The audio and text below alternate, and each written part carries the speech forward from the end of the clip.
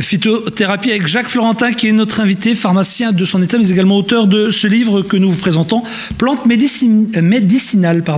Jacques, aujourd'hui, nous allons parler de l'eucalyptus. Alors, j'ai vu sur ces images qu'il y avait des fleurs magnifiques. On va les montrer à nos amis téléspectateurs. Qu'est-ce qu'on peut dire sur l'eucalyptus? Alors ça, c'est un très bel arbre, mais qui vient d'Australie. C'est un arbre qui ne pousse que là-haut et qui a été découvert à la fin du XVIIIe siècle par les fameux botanistes explorateurs qui partaient faire le tour du monde, Jacques de la Billardière, et il a été seulement importé à partir du XVIIIe siècle en Europe.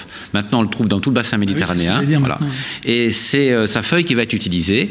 Alors là, ce sont des jeunes pousses d'eucalyptus. Les feuilles sont rondes, mais ce n'est pas celles-là qui sont médicinales, c'est celles qui ont une forme de faucille. Donc quand la feuille sera plus grande, elle aura une forme de faucille. Et celle-là est très riche en huile essentielle.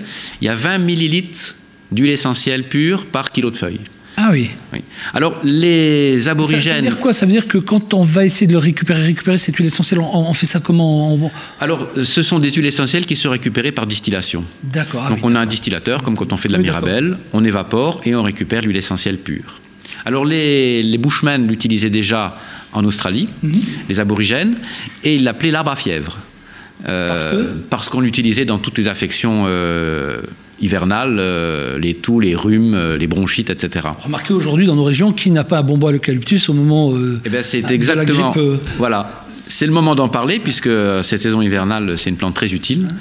Et là, il y a de nombreux travaux qui ont démontré ses propriétés, donc antibactériens, sur le staphylocoque, sur le streptocoque.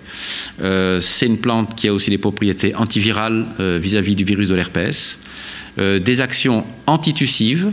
Alors là, c'est intéressant parce qu'elle est à la fois antitussive, c'est-à-dire qu'elle bloque la toux, mais elle est aussi expectorante. Donc quand on a les bronches encombrées, on a un effet fluidifiant de ces mucus. Alors, les médicaments aujourd'hui, on a deux sortes de sirop en pharmacie. On a soit le fluidifiant, soit l'antitussif. Dans la plante, il y a les deux. Ah oui, alors ça, c'est intéressant. Et on peut le faire aussi par infusion, parce que moi, c'est ma question préférée, parce que je me dis que tout le monde... Oui, on peut. Alors celle-là, on peut la prendre en infusion. Donc c'est pareil, on va prendre des feuilles. Ben là, vous avez les plantes telles qu'elles se présentent en pharmacie. Donc c'est des feuilles sèches. Les feuilles sèches qui se présentent telles quelles. Donc là aussi, on va se faire une infusion avec entre 5 et 10 grammes par jour. Mais on peut le prendre aussi en inhalation. Oui, alors là, on va le mettre dans l'eau, soit l'huile essentielle, soit carrément les feuilles. Et puis, on va inhaler la vapeur de cette plante pendant 10 minutes. Et on va avoir une action désinfectante, nez, bronches et jusqu'au poumon. Super. Et ça, c'est vraiment intéressant. Soignez-vous par les plantes, c'est le conseil de Jacques Florentin pour aujourd'hui. Celle-là, on l'a aussi en suppositoire, bien évidemment. Alors, l'avantage d'un suppo, on se dit, mais comment que ça va en suppositoire, comment est-ce que ça va au poumon? Eh bien, tout simplement parce que l'huile essentielle qui est dedans passe dans le sang. Elle arrive au niveau des poumons, et comme toutes les huiles essentielles sont volatiles, elle va s'évaporer au niveau des poumons. Et c'est là qu'elle doit agir. C'est comme ça qu'elle agit, d'accord. Oui, c'est magnifique. D'où l'intérêt des huiles essentielles dans toutes les pathologies bronchiques. Vous avez bien fait de venir. Ah oui. En tout cas, pour nous, c'est important.